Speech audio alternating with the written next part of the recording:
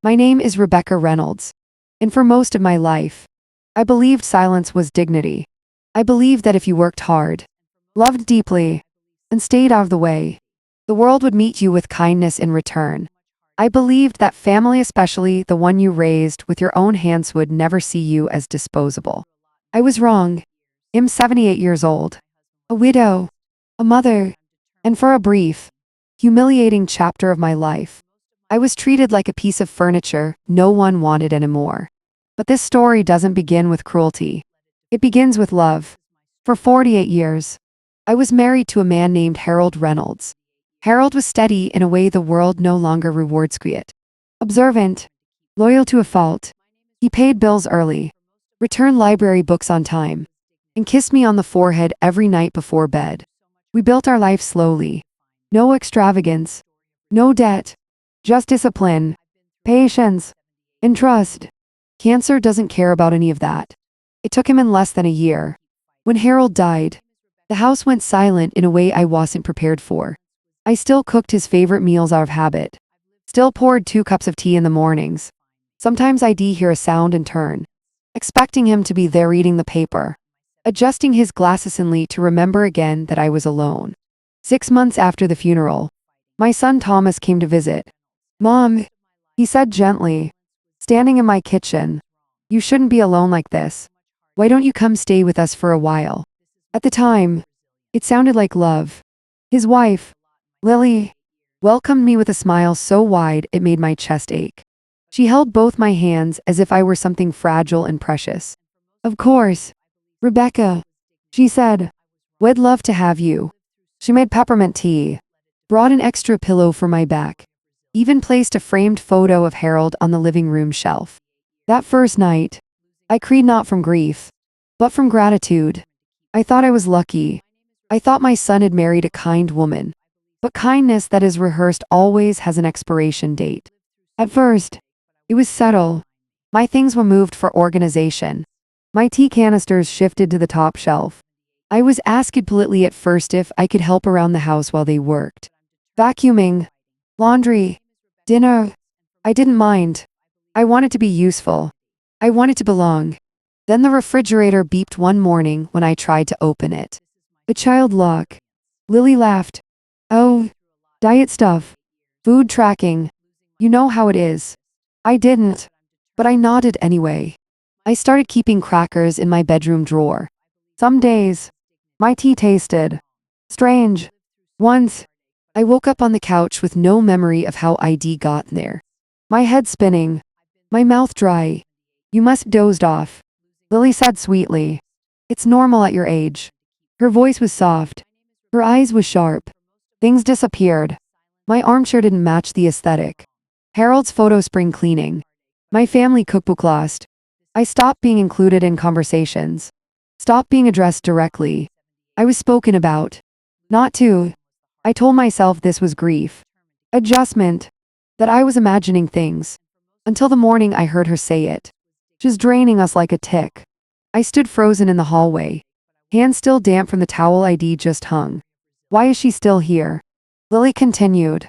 "Just put her in a home. Or better get her committed." Thomas didn't argue. And in that moment, something inside me cracked not loudly. Not dramatically but permanently. They thought I was poor. They thought I was weak. They thought I was confused. And they had no idea what I knew. Because while they were planning my disappearance, they never once asked what Harold left behind.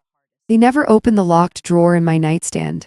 They never imagined that the quiet old woman folding their laundry was listening, remembering, and preparing. And that was their first mistake.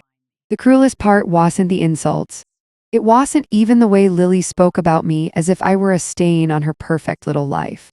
The cruelest part was how quietly they tried to erase me. After the morning, I overheard her say I was draining them like a tick. Something in the house shifted. Not outwardly, no slammed doors. No raised voice, but the air grew calculated. Measured. Every kindness became conditional. Every smile became surveillance. I began to understand something terrifying. They weren't just tired of me. They were building a case. At first, I thought I was imagining it. That's what years of being dismissed will do to you. You start questioning your own instincts. But instinct is an old thing. It doesn't disappear with age. It just gets quieter. And mine was screaming. Lily began watching me the way a prosecutor watches a witness. Every movement, every word. If I dropped a spoon, it was a concern. If I forgot where I left my glasses, it was a symptom. If I sat quietly too long, I was withdrawing. Thomas noticed it too. I could tell by the way his eyes flicked toward Lily whenever I spoke, as if checking whether my words were acceptable. One afternoon, I overheard her on the phone. Yes, she said, lowering her voice but not enough. She's confused a lot lately. Wanders. Talks to herself. I'm worried. She was talking about me. I was standing 5 feet away. That was the day I stopped pretending this was accidental. I started writing things down. At first, it was just dates and quotes. Small observations in a notebook I hid beneath the drawer liner in my nightstand. December 3rd. She eats like a child. December 10th. If you don't handle her, I will and I won't be nice. December 17th. She smells like death. Words are funny things. When spoken, they vanish into the air. When written, they become weapons. And Lily had no idea I was collecting hers. But words weren't enough. I needed proof. So I did something I never imagined I'd do at my age. I took one of Harold's old picture frames, heavy oak one with the carved flower sand hollowed out the back just enough to fit a small voice recorder. I positioned it on the living room mantel, angled carefully toward the dining table. Every night, when the house went quiet, I removed the recorder and transferred the files to a flash drive. I labeled it something no one would ever open. Church Hymns 19,801,987. For weeks, I listened. I heard Lily laugh about me. I heard her tell Thomas I was exaggerating my confusion. She's not that far gone. She said once. She just needs a little push. I heard her call me a parasite. And worse, I heard Thomas say nothing. Then came the papers. It happened over dinner. I had made roasted chicken, mashed potatoes, and green beans the way Thomas used to like them. No one said thank you. Lily cleared her throat and placed a bright blue folder beside my plate.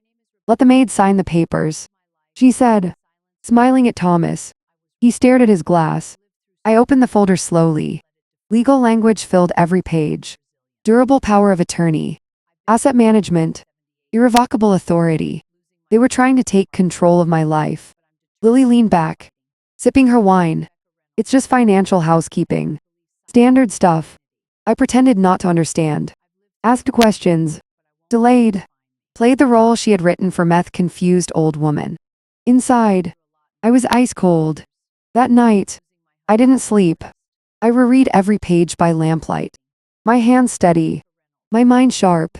If I signed those papers, they could sell the house, drain the accounts, and place me in a care facility without my consent. They weren't just stealing from me. They were trying to disappear me legally. And then Lily made her boldest move yet. We scheduled a checkup for you, she said one morning. Buttering toast. Just routine. Senior health. I knew better than to argue. The clinic didn't look like a clinic. No posters about heart health. No exam tables. Just pamphlets about dementia, conservatorship, long-term care. The doctor asked questions designed to trap, not assess. Do you hear voices? Do you feel watched? Do you forget things often? I answered calmly. Correctly. She kept writing. A week later, the letter arrived. Lily opened it. Mild cognitive impairment. She read aloud, smiling. They found something after all. I stood there holding the sink, feeling something inside me harden. This wasn't concern. This was premeditated elder abuse. That night, I walked 3 blocks to the public library and made a call from an old landline. Alan, I said softly when he answered. Harold's attorney didn't interrupt. He listened for nearly 2 hours. When the recordings ended, he exhaled slowly. Rebecca, he said, this is criminal. And for the first time since my husband died, I didn't feel afraid. I felt ready, because they thought I was fading. And that was exactly what I needed them to believe. There's a moment in every quiet war when you stop reacting and start directing. Mine came the night after I spoke to Alan. I lay in bed staring at the ceiling, listening to Lily's laughter drift up from downstairs. It wasn't loud. It didn't need to be. Confidence rarely shouts. It hums. And that hum told me everything I needed to know. They thought they were winning. Alan had been clear. If they believe you're declining, they'll rush. People who think they're ahead always do. So I gave them exactly what they wanted to see. I began to fade, but only on the surface. I moved slower. Asked the same question twice. Left a cabinet open. Once, I put the television remote in the refrigerator and pretended not to notice until Lily pointed it out with theatrical concern. "Oh, Rebecca," she sighed, shaking her head. "This isn't good." Thomas watched me with something like guilt. But guilt is a weak thing when comfort depends on silence. Lily, on the other hand, bloomed. She started narrating my decline to anyone who would listen. "She's getting worse," she whispered at night, knowing I could hear. "I told you this was coming." She kept a file on her computer, Rebecca notes. I saw it once when she left the screen unlocked. Dates, observations, half-truths sharpened into accusations. She was building her version of me. So I built mine. Alan worked quietly, efficiently. He pulled records, background checks, marriage licenses, insurance claims. When he called me 2 weeks later, his voice was different, colder. "Her real name isn't Lily," he said. I sat very still. "She's used at least 5 aliases. Married 3 older men before Thomas. 2 died within a year. Insurance payouts followed. A predator. And Thomas, he's not innocent." Alan added, "He's not the architect, but he knows enough." I didn't cry. Tears are for when something can still be saved. The final act came disguised as mercy. The notary arrived one morning at 9 sharp. Lily wore pearls and a smile polished to perfection. Papers were laid out neatly. Like offerings. Just a few signatures. She cooed. "Then you won't have to worry anymore." The notary looked at me. "Are you signing of your own free will?" I smiled faintly. "Yes." Very clearly. My hand trembled not from fear, but precision. I signed exactly where Alan told me to. And Lily exhaled like a woman who believed the war was over. 3 hours later, Alan filed everything not with probate, but with the Attorney General's Office of Elder Affairs and the Federal Division of Financial Crimes. Recordings, documents, medical manipulation, fraud. We didn't raise our voices. We handed them facts. 1 week later, Lily stood on a stage, smiling into a microphone, nominated for Mother of the Year. And that's when the doors opened. 2 agents, then uniforms. Celia Howard. One said, "You are under arrest." Her face collapsed in real time. Cameras flashed. Whispers erupted. I stood behind caution tape, invisible as ever. Except this time, it was by choice. Thomas saw me. I didn't wave. I walked away. That night, I mailed him $1 and a notarized letter revoking everything he thought he'd inherit. 3 days later, he was on his knees at my door. I closed it gently. Some doors don't need to be slammed. They just need to stay shut. People think justice is loud. They imagine courtroom drama, raised voices, public apologies. They imagine the guilty begging and the wounded forgiving. But the real and dinged kind that changes your bonesy's almost always quiet. The morning after Lily was arrested, I packed 1 suitcase. Not everything I owned, just what I needed. A week's worth of clothes. My mother's silver locket. The journal I'd been writing in since the night I realized love could be used as a weapon. I left the house keys on the kitchen counter, right where Lily used to place her perfect little notes reminding me to drink water. I didn't leave a letter. Not for Thomas. Not for the neighbors. Not for the life I was stepping out of. I'd said everything already, just not out loud. The case moved faster than I expected. Once authorities pulled the thread, the whole fabric unraveled.